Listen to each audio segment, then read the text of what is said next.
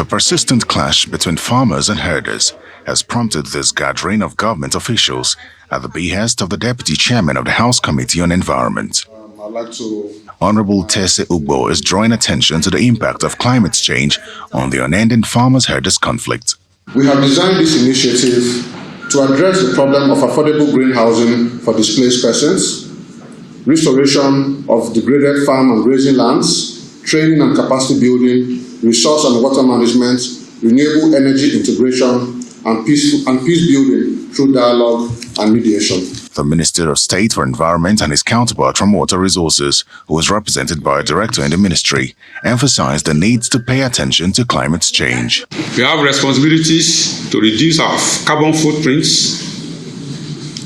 We have responsibilities to ensure that we save energy.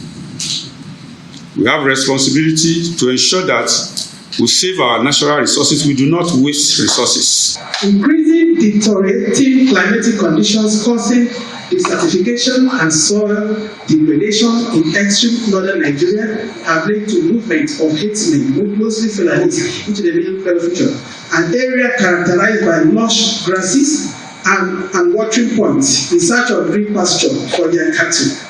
The Speaker, who is represented, believes it is time for regulation of matters relating to climate, just as the Secretary to the Government of the Federation, who is also represented, speaks on the impact of climate change on the country's resources.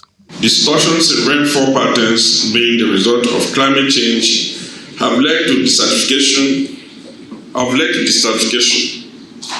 In search of greener pastures, herders have continued to migrate to farming communities. Given the trend, without regulation, there is bound to be clashes and crises indeed. Over 40 million persons are still displaced and hoping that their livelihood in the Lake Chad region will be restored. All these impacts, which are directly linked to climate change, are shrinking Nigeria's landmass and dwindling natural resources, and may directly be the underlying factor causing conflict in the country among communities competing for greener and safer locations all over the country. This is Parliament's latest effort to finding a permanent solution to resolving the farmers-herders conflict as it looks towards regulation of climate-related issues. Terry Ikumi, Channels Television News.